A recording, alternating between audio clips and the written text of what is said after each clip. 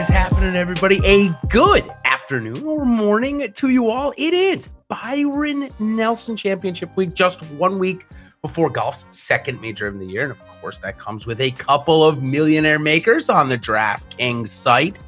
But before we get to all that, we've got plenty to look forward to here at the Byron Nelson Championship. $200,000 going to first place on DraftKings is the top prize of the week. And what I'm going to do here, I'm going to give you my top 5 values of the slate, as I do each and every week. And of course, I'm looking for 5 guys that I believe are going to make it through the cut. Although last week, I only got 2 of those 5. Let's go ahead and go into transparency corner of last week's event over at Quail Hollow, the Wells Fargo Championship. I had Tom Lewis, maybe a little bit too aggressive in a very difficult event. He missed the cut, but Aaron Wise, he might have been the best value on the board. $7,100 with his week-long price. He tied for 9th. Brendan Steele, he entered the final round at +1 at the Wells Fargo. In pretty good shape. If he shot a couple under par, in fact, could have snuck inside the top 15. But instead, he shot 78 and almost finished in last, 7 over. So while the result may not have been what we were looking for, his value is still pretty good given the fact that the 6 of 6 percentage was fairly low this week. Sung J M and John Rahm, well, adding those guys to my value video there might have broken them a little bit.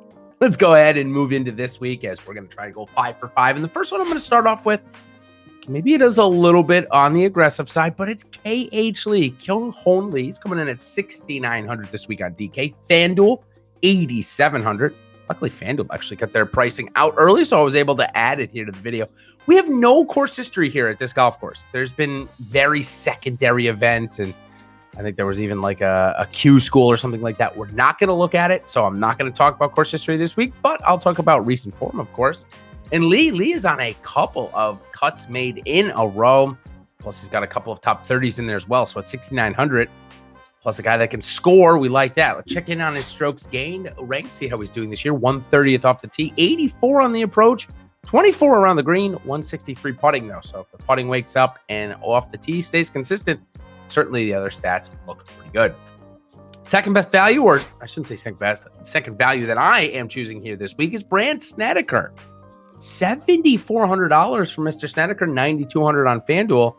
And Sneds, well, he's on a really nice run. He missed the cut at the Players there, but since then, 3 straight made cuts. He's got an 11th, a 9th, and a 42nd in there. So certainly the form for this tour veteran is getting much better here this week. As we looked at his strokes gain ranks, you can tell if I had done this 3 or 4 weeks ago, they'd be a lot worse than they are now. 149th off the tee. That's actually pretty good for Snedeker. 93rd on the approach, 117 around the green. That's certainly bound to change. And 77th putting, that is as well. So Snedeker, I think it's a very nice buy low spot. Speaking of buy low spots, my third value on the board is a golfer that we here at Awesemo projected out to be pretty good last week. And when I say pretty good, had a lot of points. He was in one of the best value spots in terms of pre-projections. And then all of a sudden through 2.5 rounds, or maybe even 2 rounds, how do I say this?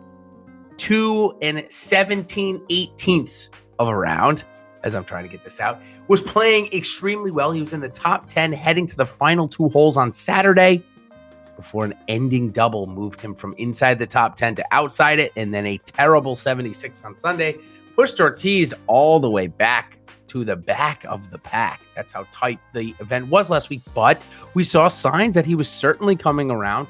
And the last time we saw him in Texas, well, it was a win at the Houston Open all the way back in November. So we like Carlos Ortiz here this week on a bounce back. Let's check in on his stats and see why we like him. 30th off the tee. That's certainly going to help here. 161 on the approach. Certainly when his irons heat up, we can see why he plays better, as he's 30th around the green and 63rd putting. So in the top 63 of off the tee, around the green, and putting, it's just the irons need to heat up. The irons aren't going to need to heat up all that much for this next golfer, who is, I'm bringing the play Ryan Palmer in Texas narrative. 9,100 on DraftKings, 10.5 on FanDuel, so maybe a little bit better value over there in terms of pricing.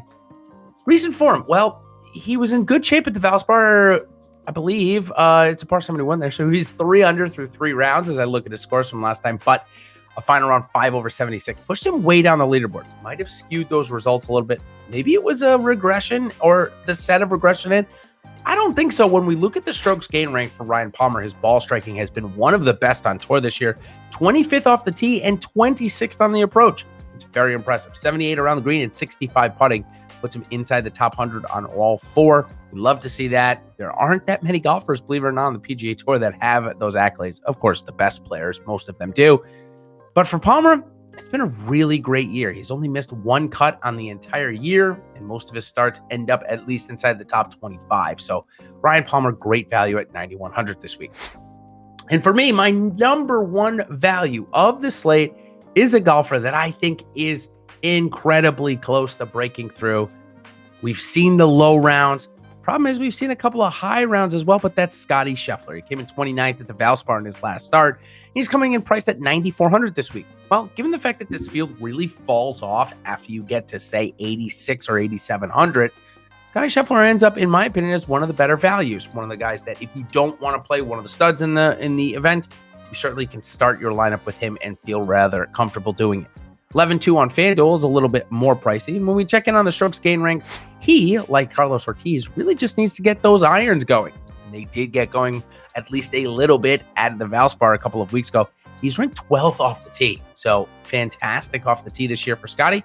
107 on the approach, 40 around the green, and 91st putting. Of course, he is a Dallas native here, lives in the area. Not going to say that he plays the course all that much or anything like that. There are probably plenty of golf courses in the Dallas area to play, but nonetheless, he'll probably be sleeping in his own bed, and maybe he'll like that commute. So that is my top 5 values for the Byron Nelson Championship. Of course, make sure you like and subscribe to our video here if you want to get notified when the other videos come live, like my PGA DFS Top 5 Sleepers and my PGA DFS Top 5 Fades, which right now I'm actually on a pretty good streak of fades, although I'm not really piecing together all the other ones too, so maybe it's nullified a little bit, but still on a great run with those. And of course, our live shows. Tomorrow, 1 o'clock, Ben Raz and I, we love doing the PGA DFS Strategy Show together, and that's at 1 p.m. And of course, Live Before Lock with Ben and Eric on Wednesday night. So until then, everybody, good luck this week at the Byron Nelson, and we will see you next week for the PGA Championship. Cheers, everybody.